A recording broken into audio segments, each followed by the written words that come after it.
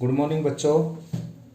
Arithmetic progression start करते हैं NCERT book से 10th स्टैंडर्ड की, और वही 5.1 हो चुकी। 5.2 स्टार्ट करते हैं विद बेसिक। तो स्टार्ट करते हैं बच्चों। आपने जो 5.1 है उसमें आपने सीखा कि भाई कोई भी प्रोग्रेशन एपी अरिथमेटिक कैसे बनती है, ठीक है ना। यानी कि अरिथमेटिक प्रोग्रेशन की क्या कंडीशन है। साथ साथ आपने पढ़ लिया कि भाई सीक्वेंस क्या होती है, सीरीज क्या होती है, प्रोग्रेशन क्या होती है, एक्सप्रेशन क्या होती है, एक्सपेंशन क्या होती है, और बहुत सारी प्रोग्रेशन है। उनमें से कोई भी प्रोग्रेशन अरिथमेटिक कैसे बनती है। जब प्रत्येक सक्सीडिंग टर्म को उसकी प्रीसीडिंग टर्म में से माइनस करने के बाद डिफरेंस अगर कॉमन बन जाए तो उस प्रोग्रेशन को अरिथमेटिक प्रोग्रेशन बोलते हैं। तो फर्स्ट एक्सरसाइज में केवल आपने ये आइडेंटिफाई किया था कि ये प्रोग्रेशन अरिथमेटिक है या नहीं। अरिथमेटिक है तो फर्स्ट टर्म कॉमन डिफरेंस और भाई नेक्स्ट टर्म फाइंड आउट कीजिए, ठीक है ना। तो नेक्स्ट टर्म फाइंड आउट करने के लिए आप क्या करते थे देखते हैं। देखो जैसे कि ये क्वेश्चन आ जाए कि check is it arithmetic progression और नोट। चेक कीजिए कि ये अरिथमेटिक प्रोग्रेशन है या नहीं। तो आपने कैसे चेक किया, second term minus first term, third term minus second term, fourth term minus third term, fifth term minus fourth term. हर किसी केस में आंसर क्या आने लग रहा है यहाँ पर 2। Therefore this progression is an AP, यानी कि अरिथमेटिक प्रोग्रेशन, ठीक है ना। तो ये तो हो गया चेकिंग का काम कि अरिथमेटिक है या नहीं। नेक्स्ट वर्क है कि भाई अगर अरिथमेटिक है तो इसकी फर्स्ट टर्म बताइए। तो फर्स्ट टर्म होती है बच्चों जो पहले प्लेस पर लिखी होती है उसको बोलते हैं फर्स्ट टर्म। नाम से डिफाइन होने लग रही है फर्स्ट टर्म, जो पहले प्लेस की टर्म हो। उसको A1 से भी डिनोट कर सकते हो आप, T1 से भी डिनोट कर सकते हो, और A से भी डिनोट कर देते हैं जनरली, ठीक है ना। फिर बच्चों D कॉमन डिफरेंस पूछा जाएगा, उसको D से डिनोट कर देते हैं। और कॉमन डिफरेंस क्या है 3 - 1 यानी कि 2। तो ये तो पता चल गया आपको कि अगर ये P है तो कैसे है, और इसकी फर्स्ट टर्म क्या है, और कॉमन डिफरेंस क्या है। अब आपने चेक करना है, अब आपने आगे काम करना है इसके ऊपर कि भाई इसकी नेक्स्ट टर्म निकालिए। जैसे इसकी नेक्स्ट टर्म निकालनी है तो रूल अपना क्या है, कोई भी टर्म है उसमें अगर हम D ऐड कर देंगे तो नेक्स्ट टर्म आ जाएगी। देखो नेक्स्ट टर्म आ गई 13, फिर नेक्स्ट टर्म निकालेंगे तो नेक्स्ट टर्म आ गई 15, फिर नेक्स्ट टर्म निकालेंगे नेक्स्ट टर्म आ गई 17, ठीक है ना। तो अब यहां से अपना काम शुरू होता है बच्चों जनरल टर्म के लिए। जनरल टर्म पढ़ेंगे हम, मेन मकसद है इस एक्सरसाइज का जनरल टर्म के बारे में जानना। अब देखो बच्चों कोई आपसे जैसे इस एपी की 7वीं टर्म पूछ लेता है तो first, second, third, fourth, fifth, sixth और 7th, ये 7th टर्म हो गई भाई, ठीक है ना। इसकी कोई अगर आपसे 7th टर्म पूछ लेता है तो ये होगी, 8th टर्म पूछ लेता है तो ये होगी और 2 ऐड कर देंगे, 9th टर्म पूछ ले तो ये होगी और 2 ऐड कर देंगे, 10th टर्म पूछ लेगा तो और 2 ऐड कर देंगे, 11th टर्म पूछ लेगा और 2 ऐड कर लेंगे। लेकिन बाई चांस अगर जो पूछने वाला है आपसे उसका दिमाग घूम जाए और वो पूछ ले आपसे 1000वीं टर्म बताइए भाई, 1000वीं, ठीक है ना। तो क्या करोगे फिर 2 2 2 2 ऐसे जोड़ते रहोगे क्या, कितनी देर तक जोड़ेंगे आप। ये बच्चों क्या है ट्रेडिशनल मेथड है, तो इसकी जगह एक नया मेथड क्या है जो मैथमेटिशियन ने बताया हमारे को, वो ये है बच्चों। देखो क्या है कि एक तो आप कोई भी टर्म निकालो, प्रत्येक टर्म में 2 ऐड करते जाओ, यानी कि कॉमन डिफरेंस जो भी हो, हर किसी एपी का 2 नहीं होता, अलग अलग होता है। तो उसमें ऐड करते जाओ और उस प्लेस पर पहुंच जाएंगे आप, और वो टर्म आपके हाथ लग जाएगी। लेकिन काफी लेंथी है बच्चों, ये बहुत ज्यादा लेंथी है। अगर 1,00,000 भी टर्म पूछ ले आपसे तो आप कब तक ऐड करते रहोगे, ठीक है ना। शायद आपके 2 घंटे भी लग सकते हैं एक क्वेश्चन के ऊपर, छोटे से क्वेश्चन के ऊपर। जबकि जनरल टर्म जो इस एक्सरसाइज का जो बेसिक है जनरल टर्म, उसका अगर यूज कर लिया जाए बच्चों तो उसके यूज से क्या होगा, सीधा आप जंप लगाकर उस टर्म पर पहुंच जाएंगे, उसको उठाकर ले आएंगे, ठीक है ना। आया समझ में, सीधा डायरेक्ट। जैसे कोई आपसे 1,00,000वीं टर्म पूछ ले तो बीच में ऐसे 2 2 ऐड करने की जरूरत नहीं, डायरेक्ट 1,00,000वीं टर्म पकड़कर आप ले आ सकते हो उससे जनरल टर्म का यूज करके। तो वो है क्या मैं बताऊं आपको। देखो बच्चों कोई भी टर्म निकाल रहे हो आप, जैसे कि आपने A2 टर्म निकाली A2, तो A2 टर्म कैसे निकाली आपने, A1 में D ऐड करके। जैसे ये A1 है, इसमें D ऐड किया, D क्या है यहाँ पर 2, तो इसमें 2 ऐड करके ये आ गई। उसके बाद A3 टर्म कैसे फाइंड आउट किया आपने, A2 में D ऐड करके, जैसे कि ये है A3, कैसे निकाल लिया आपने, इसमें 2 ऐड करके आ गई, ठीक है ना, आया समझ में। इसी तरह A4 टर्म कैसे निकाल लिया आपने, A3 में D ऐड करके, A3 आ चुकी है आपके पास, उसमें D और ऐड कर देंगे तो 4th टर्म आ जाएगी, फिर 5th टर्म आ जाएगी, 6th टर्म, ऐसे ऐसे आती रहेगी। तो इसको थोड़ा सा सोल्व करके लिखते हैं। देखो अब A2 की वैल्यू क्या है अपने पास, A1 प्लस D,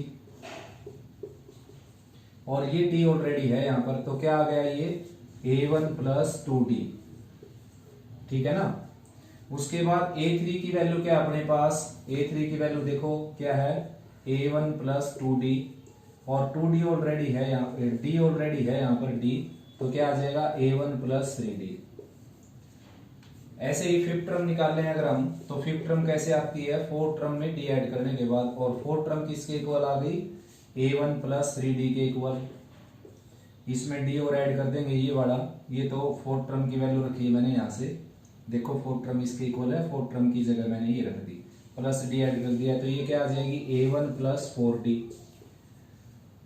तो क्या है बच्चों, प्रोग्रेशन नाम ही किस चीज का है, मैंने बताया था सीक्वेंस बहुत सारी होती हैं, ऑर्डर्ड लिस्ट ऑफ नंबर होता है सीक्वेंस, डिस्क्रीट फंक्शन भी बोलते हैं इसको। तो भाई बच्चों हर कोई सीक्वेंस प्रोग्रेशन नहीं होती, वो सीक्वेंस प्रोग्रेशन होती है जो एक सर्टेन पैटर्न को फॉलो करती है। अब अरिथमेटिक तो है ही ना, ये अरिथमेटिक प्रोग्रेशन, तो ये एक सर्टेन पैटर्न को जरूर फॉलो करेगी अगर आप उसको आइडेंटिफाई कर पाए तो वो पैटर्न हम ढूंढते हैं। देखो वो पैटर्न ढूंढते हैं बच्चों, A1 यानी कि फर्स्ट टर्म, मैंने ऐसे लिख दिया देखो। तो बच्चों देखो कोई भी टर्म निकाल रहा हूं मैं, A1 जरूर है उसके अंदर, देखो फर्स्ट टर्म में भी A1, सेकंड टर्म में भी A1, थर्ड टर्म में A1, फोर्थ टर्म में A1, फिफ्थ टर्म में A1, तो इसका मतलब A1 तो हर किसी टर्म में आएगा, यानी कि लाखवीं टर्म पूछेगा ना आपसे, 1 लाखवीं, तो A1 जैसे इसकी 1 लाखवीं टर्म पूछे तो उसमें 1 तो जरूर आएगा, यानी कि फर्स्ट टर्म। और फिर हर किसी में देखा मैंने D जरूर है भाई, D है ना, D जरूर है हर किसी में, D भी आएगा, लेकिन D का जो मल्टीपल है ना उसका फंडा है यहाँ पर। अब D का मल्टीपल यहाँ पर 1 है, यहाँ पर D का मल्टीपल 2 है, कोफिशिएंट मल्टीपल नहीं कोफिशिएंट, और यहाँ पर D का कोफिशिएंट 3 है, यहाँ पर D का कोफिशिएंट 4 है। तो एक आइडिया लगाया कि अगर 5वीं टर्म है तो कोफिशिएंट क्या है 4, अगर चौथी टर्म है कोफिशिएंट क्या है 3, यानी कि एक कम है ना। तो इसको ऐसे ही लिख देता हूं मैं, 0 को लिख दिया मैंने 1 माइनस 1D, इसको लिख दिया मैंने 2 माइनस 1 इंटू D, ये क्या है 2D है तो इसको लिख दिया मैंने 3 माइनस 1D, इसको लिख दिया मैंने 4 माइनस 1 इंटू D, इसको लिख दिया 5 माइनस 1 इंटू D। तो इससे क्या बात निकल कर आ गई सामने, इससे ये बात निकल कर आ गई सामने कि भाई A1 तो हर किसी टर्म में आएगा, और यहाँ पर 5 होगा तो 5 माइनस 1D हो जाएगा, 4 होगा तो 4 माइनस 1D हो जाएगा, 3 होगा तो 3 माइनस 1D हो जाएगा। जैसे आप 1 लाखवीं टर्म निकालने लग रहे हैं, ये निकाल रहे हैं आप, ठीक है ना, तो क्या होगा ये A1 plus 1 lakh minus 1 into D, तो A1 तो आपके पास क्या है इसमें 1, और ये एज इट इज, और D क्या आपके पास इसमें 2। तो देखो जंप कर गए ना आप सीधा 1 लाखवीं टर्म पर, आपने ऐड कर करके निकालने की जरूरत नहीं, ये करके दिखाने की जरूरत नहीं है। अब इसका तो पैटर्न पकड़ लिया हमने, और वो पैटर्न याद रखना अब, ठीक है ना। अब एक जनरल टर्म के लिए ये पैटर्न बना लेते हैं, अननोन टर्म के लिए। अननोन टर्म जैसे nth टर्म है भाई, तो देखो सीधी सी बात है, nth टर्म निकालेंगे तो A1 तो आएगा ही सभी में, और D कितना आता है, जितनी भी टर्म उससे एक कम करके। तो बच्चों ये फार्मूला बन गया nth टर्म का, यानी कि कोई भी टर्म निकालनी है आपने, कोई भी n की जगह रखो बस। जैसे आपने 50वीं टर्म निकालनी है तो n की जगह 50 रखो, यहाँ पर 50 रखो, A1 और D की वैल्यू रख दो, A1 और D की वैल्यू मिलेगी आपको, ठीक है ना। नहीं मिले तो इस तरीके से आप निकाल सकते हो, A1 होती है फर्स्ट प्लेस पर लिखी हुई टर्म, और D होती है इन दोनों का डिफरेंस, ठीक है ना। तो ये होती है बेटा जनरल टर्म। किसी एक P में अगर m टर्म है तो mth टर्म उसकी लास्ट टर्म हो जाएगी, और लास्ट टर्म को L से भी डिनोट करते हैं, L स्मॉल एल से भी डिनोट करते हैं लास्ट टर्म को, ठीक है ना। तो अब स्टार्ट करते हैं एक्सरसाइज भाई।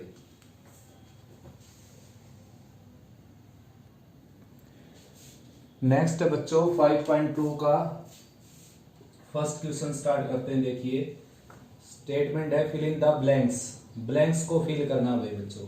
जैसे कि ये फर्स्ट पार्ट है इसका, तो ए दे रखा है 7, डी दे रखा है 3 और एन दे रखा है 8 और ए एन रिक्वायर्ड है। तो एन मीन्स 8, यानी कि ए 8 रिक्वायर्ड है बच्चों। तो फार्मूला हो जाएगा a plus 8 minus 1 into D. तो ए क्या है आपका 7 और डी क्या है आपका 3, ये आ जाएगा 7 3 जा 21, 21 प्लस 7 28, ठीक है ना।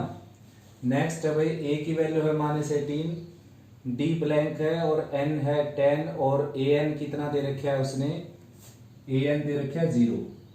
तो बच्चों ए एन को 0 के इक्वल रखेंगे, ए एन का फार्मूला लगाएंगे a plus n minus 1 into d, right में है 0 तो a की जगह क्या रखा जाएगा -18,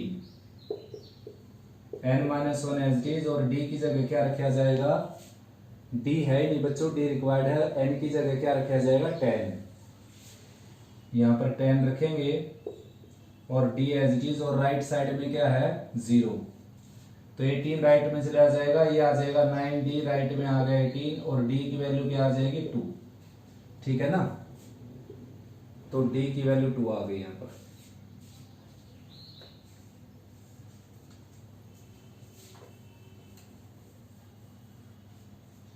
नेक्स्ट बच्चों a की वैल्यू है, a की वैल्यू रिक्वायर्ड है, an की वैल्यू 5 है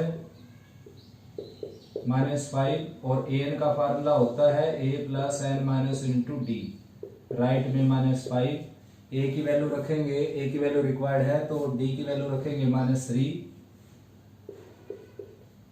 n की जगह रखेंगे 18 और a की वैल्यू आ जाएगी यहां से बच्चों, तो ये है a प्लस 17 इंटू -3 और राइट में है -5, तो a की वैल्यू आ जाएगी -5 एज इट इज, और 17 3 जा 51, -51 राइट में जाकर +51 आ जाएगा। तो a की वैल्यू आ जाएगी बच्चों 46, ठीक है ना। तो यहाँ पर आ जाएगा 46। उसके बाद a है आपके पास 1 -18.9, d है आपके पास 2.5 और n की वैल्यू रिक्वायर्ड है बच्चों, an की वैल्यू है 3.6, ठीक है ना, an की वैल्यू, और an का फार्मूला लगाएंगे, ये आ जाएगा a plus n minus 1 into d और राइट साइड में 3.6, ठीक है ना। तो a की जगह क्या आ जाएगा -18.9 plus n minus 1 as it is, और d की जगह आ जाएगा 2.5 और राइट में है 3.6, तो ये राइट में चला जाएगा n minus 1 as it is और 2.5 यहाँ पर है ही, और राइट में 3.6 प्लस में 18.9, तो n minus 1 as it is और 2.5 एज इट इज यहाँ पर, और राइट में है 9 प्लस 6 15 और भाई 3.6 है 15, यह आ जाएगा 12 और 2 यानी कि 22.5। तो 25 से इसको कैंसिल कर देंगे बच्चों, n माइनस 1 की वैल्यू आ जाएगी, 25 से कैंसिल करेंगे इसको 9 पर जाएगा ये, और n की वैल्यू क्या आ जाएगी 10, ठीक है ना। नेक्स्ट है a की वैल्यू है 3.5 और d की वैल्यू क्या है 0 और n की वैल्यू है 105 और an की वैल्यू रिक्वायर्ड है बच्चों। तो an का फार्मूला हो जाएगा a plus n minus 1 into d, n minus 1 into d यानी कि d की जगह आ जाएगा 0, और वही n क्या है यहाँ पर 105 रखने की जरूरत है नहीं, जब d 0 है तो क्या आ जाएगा 3.5, ठीक है ना। तो सीधा सीधा मुझबानी क्वेश्चन है बच्चों, d जब 0 हो तो फर्स्ट टर्म जो होगी वो हर कोई प्लेस पर वही टर्म आएगी। नेक्स्ट है बच्चों second question, choose the correct choice of the flowing and justify your answer. तो भाई 30th टर्म बतानी इनमें से कौन सी है। तो बच्चों इसे पहले तो देख लेते हैं, क्या एक पी तो दे ही रखिए, देखने की जरूरत है नहीं आपको सेपरेट करके। तो ए की वैल्यू है यहाँ पर 10 और डी की वैल्यू बच्चों -3, 7 - 10। तो निकालने क्या 30th टर्म, फार्मूला हो जाएगा a + 13 - 1 यानी कि 29d। a की जगह 10 रखेंगे और d की जगह -3, 3 × 9 = 27, 3 × 2 = 6 और 2 8। माइनस का साइन बच्चों 10 है अपोजिट प्लस में, तो माइनस का 77 आ जाएगा, यानी कि आंसर हो जाएगा आपका ये। ठीक है ना, ये टर्म है, ये भी एक एपी है और इसकी 11th टर्म फाइंड आउट करनी है आपने। तो ए है यहाँ पर -3 और डी है बच्चों दिस माइनस दिस कर लीजिए या दिस माइनस दिस कर लीजिए, 2 - -1/2। तो ये प्लस हो जाएगा, 4 + 1 5/2 आ जाएगी डी की वैल्यू। अब करना क्या बच्चों 11th टर्म, तो 11th टर्म का फार्मूला अपने पास a + 11 - 1 यानी कि 10d। तो a की जगह रखेंगे -3, 10 एज इट इज और d की जगह रखेंगे 5/2। तो ये इसे कैंसिल हो गया 5 पर, तो ये आ जाएगा -3 + 25, क्या आ जाएगा ये 22। तो आंसर हो जाएगा बच्चों ये 22। ठीक है ना। नेक्स्ट है बच्चों find the missing terms of the following in the boxes. तो मिसिंग टर्म फाइंड आउट करनी है भाई। अगर ये पी में है तो if this term are in P ऐसा लिखा हुआ है, ठीक है ना। तो ये पी की फर्स्ट टर्म है बच्चों, ये पी की थर्ड टर्म है। तो वैसे डायरेक्ट मैं बताऊं आपको, इन दोनों को ऐड करके 2 से डिवाइड कर दीजिए, बस मिड टर्म आ जाएगी। किसी भी एक पी की आपके पास 2 टर्म हो, बीच वाली टर्म निकालनी है आपने, तो दोनों को ऐड करो, 2 से डिवाइड करो यानी कि 28 हो जाएगा और 2 से डिवाइड करेंगे 14 आ जाएगा। ठीक है ना। यहाँ पर कोई डायरेक्ट पैटर्न नहीं है भाई, यहाँ पर ये फर्स्ट टर्म मिसिंग है, सेकंड टर्म गिवन है, सेकंड टर्म क्या है इसकी 13। तो सेकंड टर्म आ जाएगी a + d और सेकंड थर्ड फोर्थ टर्म है 6। तो फोर्थ टर्म को फॉर्मुलेट करेंगे a + 3d, ये राइट में है 6, तो सब्ट्रैक्ट करेंगे माइनस माइनस माइनस, ये कैंसिल हो गया, d - 3d क्या आ जाएगा -2d और राइट में क्या आ जाएगा 7 और d की वैल्यू आ जाएगी -7/2। ठीक है ना। तो बच्चों अब इसमें फर्स्ट टर्म निकालनी है आपने, तो d की वैल्यू -7/2 यहाँ रख सकते हैं आप, a - 7/2 राइट में है 13, तो a की वैल्यू आ जाएगी बच्चों 13 + 7/2 यानी कि 26 + 7 डिवाइडेड बाई 2 यानी कि 33/2। तो भाई फर्स्ट टर्म आ जाएगी 33/2, ठीक है ना। और सेकंड ये है, थर्ड टर्म निकालनी है आपने। थर्ड टर्म क्या होती है बच्चों a + 2d, तो a की जगह रखेंगे 33/2 और d की जगह रखेंगे -7/2, तो -14/2 हो जाएगा। ये कैंसिल नहीं करते, सीधा सब्ट्रैक्ट कर लेते हैं। 13 - 4 आ जाएगा 9, 2 - 1 आ जाएगा 1 यानी कि 19/2। तो ये आ जाएगी बच्चों 19/2। ठीक, ऐसे ही आपके पास ये फर्स्ट टर्म है, ये फोर्थ टर्म है, तो d निकाल लीजिए, d इसमें ऐड करेंगे ये आ जाएगी, फिर d ऐड करेंगे ये आ जाएगी। ठीक, ऐसे आपके पास फर्स्ट टर्म है -4, फर्स्ट टर्म है बच्चों -4 और 2 3 4 5 6, सिक्स टर्म है 6। तो सिक्स टर्म को आप लिख सकते हो ऐसे a + 5d। तो यहाँ पर भाई a की वैल्यू -4 रखेंगे, -4 यहाँ पर रखी, राइट में जाएगी तो 10 हो जाएगा, राइट में जाकर 6 + 4 10 और 5 से डिवाइड करेंगे 2 आ जाएगा। तो d की वैल्यू क्या आ जाएगी 2, तो 2 इसमें ऐड करेंगे ये -2 आ जाएगी, फिर 2 ऐड करेंगे 0 आ जाएगी, फिर 2 ऐड करेंगे 2 आ जाएगी, फिर 2 ऐड करेंगे 4 आ जाएगी और ये 6 आ गई। ठीक है ना। नेक्स्ट क्वेश्चन है इसका लास्ट पार्ट। तो ये है सेकंड टर्म, तो सेकंड टर्म को लिखेंगे a plus b, first second third fourth fifth six, तो सिक्स टर्म है 22, इसको लिखेंगे a प्लस 5d। ठीक है ना, माइनस करेंगे, माइनस माइनस माइनस ये कैंसिल हो गया, यहाँ से माइनस 4d आ जाएगा बच्चों, 8 माइनस 2 6, 3 माइनस 2 1, और d की वैल्यू आ जाएगी -4।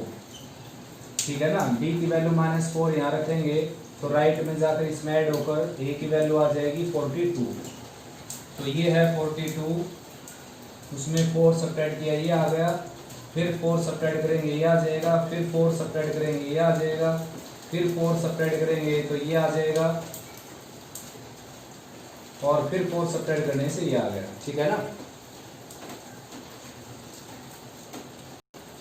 क्वेश्चन है बच्चों 4, which term of AP 3 8 13 18 and so on is 38।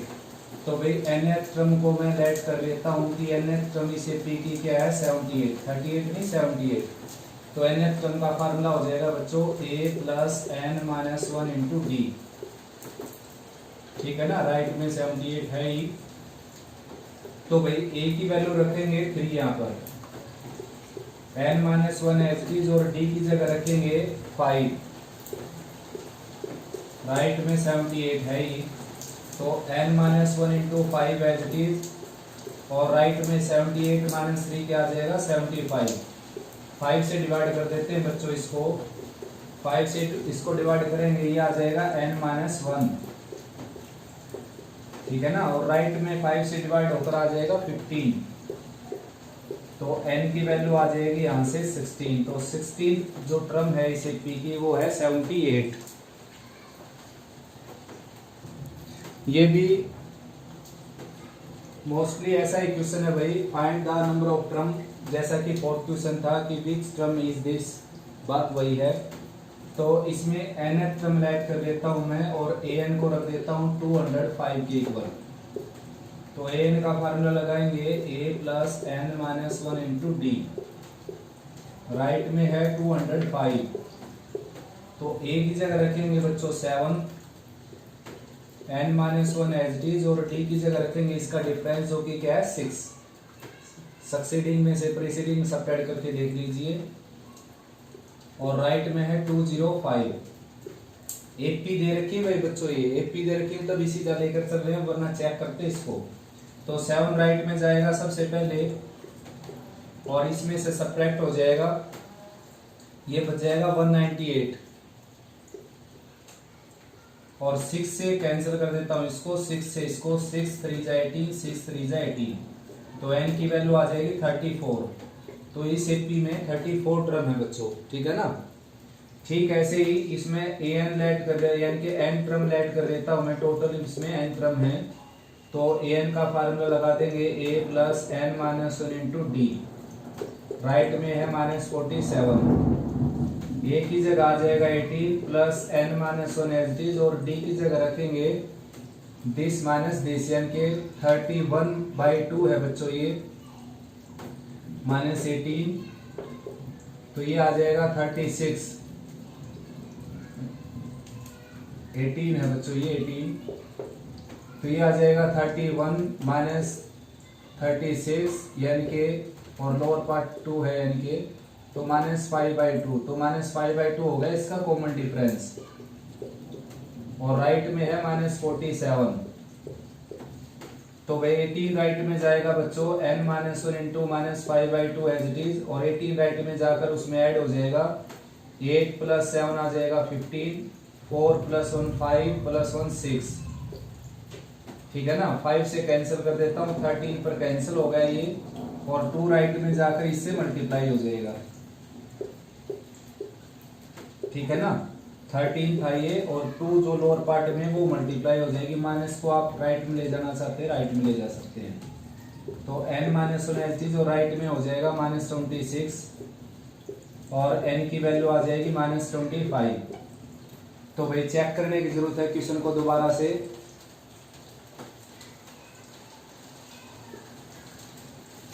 एक बार स्टेटमेंट चेक कर लेता हूं, -47 है या नहीं यहाँ पर? बिल्कुल -47 है भाई। तो second term minus first term करें अगर हम, तो ये 15 2 जा 30 प्लस 1 31/2 -18 2 एलसीएम आ जाएगा यहाँ पर 31 और 18 2 जा 36, ये आ गया -5/2। ठीक आ गया भाई बच्चों। ये a plus n minus into d right में -47, तो एक ही जगह रखेंगे 18 एन माइनस 18 -5/2 राइट में -14, तो 18 राइट में जाएगा, इसमें ऐड हो जाएगा 8 प्लस 7 15, 4 प्लस 1 5 प्लस 1 6, 5 से कैंसिल हो गया, ये 5 1 जा 5 5 3 जा 15। ठीक है ना। और ये माइनस का साइन राइट में जाकर क्या हो गया -26, तो एन की वैल्यू क्या आ गई -25।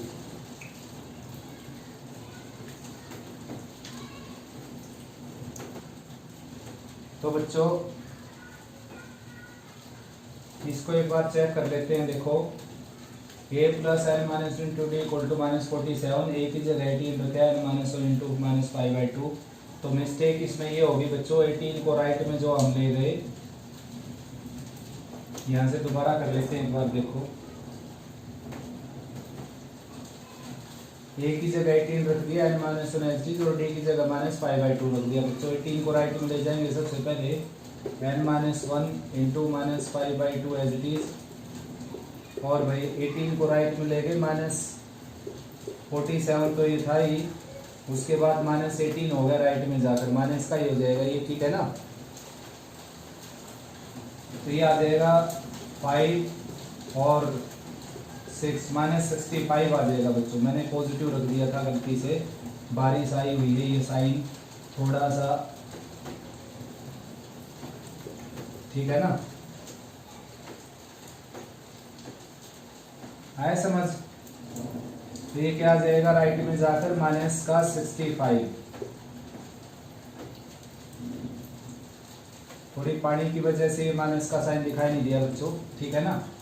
तो ये 5 से अब -5/2 को राइट में ले जाते हैं। देखो n माइनस 1 और -65 एज इट इज, ये आ जाएगा -2/5, माइनस माइनस कैंसिल हो जाएगा और ये 13 आ जाएगा, और n माइनस 1 की वैल्यू आ जाएगी 26 और n की वैल्यू क्या आ जाएगी 27।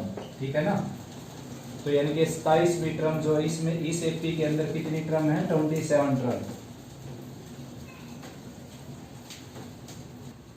नेक्स्ट क्वेश्चन है बच्चों 6, check -150 is term of this AP और नोट। चेक करना आपने कि -150 इसकी टर्म है या नहीं। तो भाई an को -150 के इक्वल लेकर चल पड़ता हूं मैं, और an का फार्मूला लगाएंगे a plus n minus 1 into D. ठीक है ना। तो a की वैल्यू क्या है एपी में 11, और d की जगह क्या रखेंगे, d की जगह रखेंगे बच्चों -3। देखो इसमें -3 किया ये आ गया, फिर -3 किया ये आ गया, फिर -3 किया ये आ गया। तो n माइनस 1 इंटू -3, राइट में है -150, तो 11 राइट में जाकर नेगेटिव हो जाएगा, n माइनस 1 इंटू -3, और ये है -150 -11, तो ये आ जाएगा 1 5 प्लस 1 6 और 1 -161।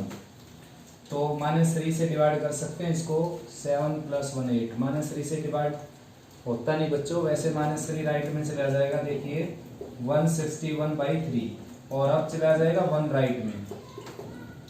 तो आगे कुछ करने की जरूरत है नहीं बच्चों, सीधा सीधा दिखने लग रहा है। It is not a natural number.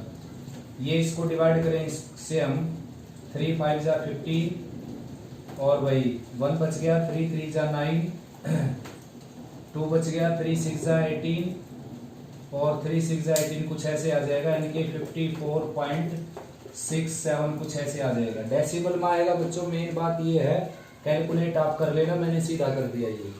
तो क्या है बच्चों, ये अगर नेचुरल नंबर आ जाता तो यस होता आंसर, वरना नो। देखो ये कोई प्लेस नहीं होता बच्चों, या तो प्लेस होता है 54 या प्लेस होता है 55। ठीक है ना। डेसिमल में कोई प्लेस नहीं होता, 54.6 कोई प्लेस नहीं होता कि 54.6 में प्लेस पर ये टर्म मिलेगी। या तो पहला प्लेस होता है, या दूसरा, या तीसरा, या चौथा। यानी कि प्लेस को हमेशा नेचुरल नंबर डिनोट करते हैं।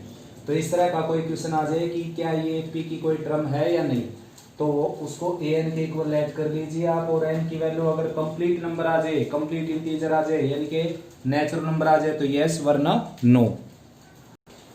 देखो बच्चों, 7th question, find 31st term of AP whose 11th term is this and 16th term is this। तो सीधा सीधा रिक्वायरमेंट पर जाते हैं भाई। रिक्वायरमेंट है 31st टर्म निकालनी आपने, तो इसका फार्मूला होता है a प्लस 30d। तो सीधी कॉमन सेंस की बात यह है कि a और d की वैल्यू अगर आपको मिल जाए तो आपका आंसर आ जाएगा। और a d की वैल्यू इतनी आसानी से नहीं मिलेगी बच्चों, कुछ थोड़ा बहुत काम करना पड़ेगा। वैसे मिल जाएगी आसानी से ही, लेकिन काम करना पड़ेगा क्वेश्चन के ऊपर, जो गिवन है उसके ऊपर। जैसे 11th टर्म इसने दे रखी है 38, ठीक है ना, तो 11th टर्म को आप लिख सकते हैं a प्लस 10d।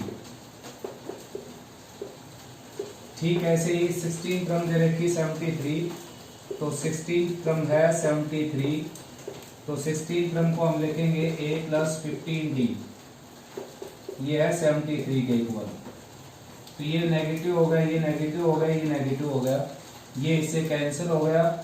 10 माइनस 15 आ जाएगा माइनस 5d, और राइट में भाई ये इसमें से अगर सब्ट्रैक्ट करेंगे तो 13 माइनस 8 आ जाएगा 5, और 6 माइनस 3 आ जाएगा 3 माइनस 35।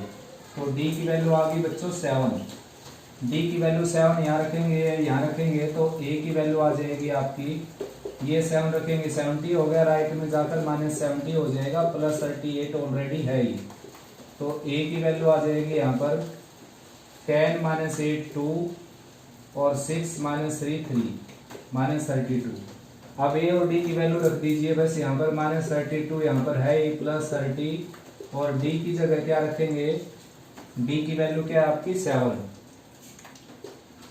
ठीक है ना। तो माइनस 32 है ये, और प्लस का 2 10 हो जाएगा, तो 2 10 में से 32 सब्ट्रैक्ट करेंगे, 10 माइनस 2 आ जाएगा 8, और 10 माइनस 3 आ जाएगा 7, और ये 1 है ही बच्चों, ठीक है ना। तो ये आपका आंसर आ जाएगा, यानी कि 31st टर्म आ जाएगी। नेक्स्ट बच्चों 8th question, NAP consists 50 terms with third term is 12। तो AP में फर्स्ट टर्म को A लेट कर लेते हैं, कॉमन डिफरेंस को D। ये हर किसी क्वेश्चन में लिखना आपने ये language, let A and D be first term and common difference.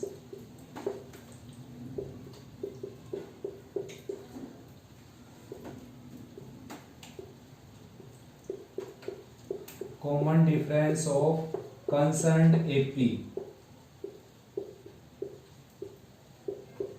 या गिवन AP। तो भाई जो AP है, AP में आप कोई भी आर्बिट्रेरी एलिमेंट यूज करते हो बेटा, आर्बिट्रेरी कांस्टेंट यानी कि मन माने कांस्टेंट, तो उनको आपने A और D यानी कि उनको आपने लेट करना पड़ेगा, जो भी आप यूज करते हो। तो AD यूज करेंगे, इसलिए मैंने A और D को फर्स्ट टर्म और कॉमन डिफरेंस लेट कर दिया। हर किसी क्वेश्चन में ये करना पड़ेगा जिसमें आप यूज करते हो A और D को। मैं बार बार नहीं लिखूंगा, अब इस बात को देखो। अब इसमें क्या है, 50 टर्म है बच्चों, और भाई विच थर्ड टर्म इज 12, तो तीसरी टर्म क्या है बच्चों 12। तो तीसरी टर्म को लिखेंगे हम A प्लस 2D, ये है 12 के इक्वल, और 50 टर्म है, और लास्ट टर्म दे रखी है उसने 106। इसका मतलब सीधा सीधा क्या है, 50th टर्म उसने दे दी बेटा 106। तो 50th टर्म का फार्मूला हो जाएगा A प्लस 49D, और राइट में कितना है 106। तो सब्ट्रैक्ट करेंगे भाई बच्चों, नेगेटिव नेगेटिव नेगेटिव, ये कैंसिल हो जाएगा, और ये इसमें से सब्ट्रैक्ट होकर हो गया माइनस 47D। राइट में सब्ट्रैक्ट करेंगे तो ये आ जाएगा 94, ठीक है ना। 6 माइनस 2 4, और 10 माइनस 1 9, नेगेटिव 94। तो 2 से कैंसिल हो गया बच्चों ये कंप्लीट। तो D की वैल्यू क्या आ गई 2। अब डी की वैल्यू 2 यहाँ पुट करेंगे तो ये 4 हो जाएगा, राइट में जाकर 12 में से सब्ट्रैक्ट होकर ए की वैल्यू कितनी आ जाएगी 8। ए और डी की वैल्यू आ गई, तो अब आप कुछ भी कर सकते हो इसमें। जैसे कि इसमें करना क्या है, 29th टर्म निकालनी है, तो 29th टर्म का फार्मूला होता है a + 28d। तो a की जगह क्या रखेंगे 8, 28 एज इट इज, और d की जगह क्या रखेंगे बच्चों, d की जगह रखेंगे 2, ठीक है ना। तो 8 ये है ही, और इसको 2 से मल्टीप्लाई करेंगे और ऐड करेंगे अगर, तो आंसर आ जाएगा आपका 64। नेक्स्ट है बच्चों थर्ड और 9th टर्म है p की, जो है -8 और 4। तो थर्ड टर्म को लिखेंगे भाई a + 2d, और मैंने बोला आपको कि सबसे पहले a और d को ऐड कर लेना। 9th टर्म को लिखेंगे -8, तो 9th टर्म है बच्चों a + 8d, ये है -8 के इक्वल। तो सब्ट्रैक्ट करेंगे, ये नेगेटिव, ये पॉजिटिव, तो ये हो गया कैंसल। 2d - 8d आ जाएगा -6d, राइट में आ जाएगा 12, और d की वैल्यू क्या आ जाएगी -2, ठीक है ना। d की वैल्यू -2 यहाँ पुट करेंगे तो ये आ जाएगा -4, और राइट में क्या है 4, तो a की वैल्यू क्या आ जाएगी बच्चों 8 के इक्वल। अब आपने बताने की 0 इसकी कौन से नंबर पर लिखी हुई टर्म है, तो nth टर्म ऐड कर लेता हूं मैं 0 को। तो an का फार्मूला लगाएंगे a + n - 1 × d, राइट में 0 है, तो a की जगह रखेंगे 8 + n - 1 एज इट इज, और d की जगह क्या रखेंगे, d की जगह रखेंगे -2, राइट में 0, तो 8 को राइट में ले जाएंगे, n - 1 × -2 एज इट इज, तो 8 को राइट में ले जाएंगे -8 हो जाएगा ये, और 2 से डिवाइड करेंगे तो n - 1 आ जाएगा 4 के इक्वल, और भाई n की वैल्यू क्या आ जाएगी 5, यानी कि 5वीं टर्म इसकी क्या हो जाएगी p की 0। नेक्स्ट बच्चों 10th question, 17th term of an AP is exceed, मतलब ज्यादा है 10th टर्म से बाई 7, यानी कि 17th टर्म 10वीं टर्म से कितनी ज्यादा है 7। तो बच्चों पहले तो इसको कराता हूं मैं ट्रिक से, ठीक है ना, एक तो यूज कर ही सकता हूं भाई आपकी क्लास में भी। वैसे ट्रिक से हमने करना नहीं बेटा, इसलिए मैं CBSE का जो सिलेबस करवाने लग रहा हूं 10th 12th 11th का जो भी, वहां पर कम से कम ट्रिक यूज करने की कोशिश करता हूं। कंपटीशन का करवाएंगे जब ट्रिक से करेंगे लगभग सारे क्वेश्चन। तो अब यहाँ पर देखो एक बनती है, तो लगा देता हूं। देखो डायरेक्ट आपने क्या करना है, कोई भी ऐसा क्वेश्चन आ जाए जिसमें 2 टर्म का डिफरेंस किसी के इक्वल दे रखा हो, तो सीधा सीधा इसमें से ये सब्ट्रैक्ट करो, कितना आ गया 17 - 10 7 आएगा, और d लगाओ साथ में, और राइट में जो भी दे रखा है, इसमें तो चलो 7 ही दे रखा है, कुछ भी दे रखा है वो लिखो। तो d की वैल्यू सीधी क्या आ गई बच्चों 1। डायरेक्ट ऐसा कर सकते हो आप, 7 यहाँ पर जो लिख रखे हैं, यहाँ पर जो लिख रखे हैं, सीधा उनका डिफरेंस करो, यानी कि इस नंबर में से ये नंबर माइनस करके d लगाओ साथ में, राइट में लिखो जो भी दे रखा है, d की वैल्यू आ गई आपकी, ठीक है ना, कॉमन डिफरेंस। वैसे आपने जो एग्जाम में करना है क्वेश्चन को इस तरीके से करना है, let a and d be the first term and common difference of concerned AP। तो अकॉर्डिंग टू कंडीशन, कंडीशन के अकॉर्डिंग जो है 17th term minus 10th term किसके इक्वल दे रखी, 7 के इक्वल। तो 17 टर्म का फार्मूला लगाएंगे a + 16d, ठीक है ना, 17 - 1, और 10th टर्म का फार्मूला लगाएंगे a + 9d, राइट में कितना है 7, माइनस अंदर ले जाएंगे तो a + 16d -a - 9d, right में क्या है 7, तो ये इससे कैंसिल हो जाएगा, 16 - 9 क्या आ जाएगा 7d, राइट में d, और d की वैल्यू क्या आ जाएगी बच्चों 1। मेरी ट्रिक सीधा आपको कहां ले जाएगी, यहाँ पर, सीधा यहाँ पर, ठीक है ना, स्टेटमेंट के बाद 7d = 7। हर किसी में 7d = 7 नहीं होगा बच्चों। जैसे मान लो किसी की 12वीं टर्म और चौथी टर्म से जैसे 10 ज्यादा है, तो ऐसे लिखेंगे 12 - 4 8d, राइट में 10d की वैल्यू आ जाएगी, ठीक है ना। तो भाई इस वीडियो में इतना ही बच्चों, अच्छे से रिवाइज करो, कोई प्रॉब्लम आए तो डिस्कस करो मेरे साथ।